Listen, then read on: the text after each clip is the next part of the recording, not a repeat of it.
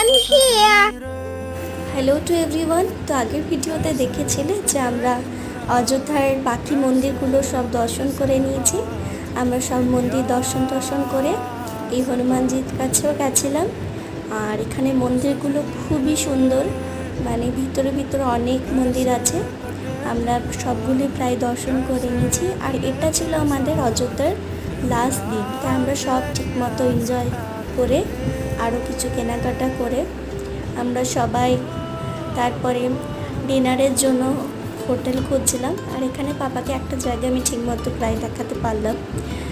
আর এই তারপরের দিন সকালে আমরা ফ্রেশ হয়ে একদম ব্যাগ ট্যাগ নিয়ে আমরা বেরিয়ে গেছি এদেরকে টাটা দিয়ে।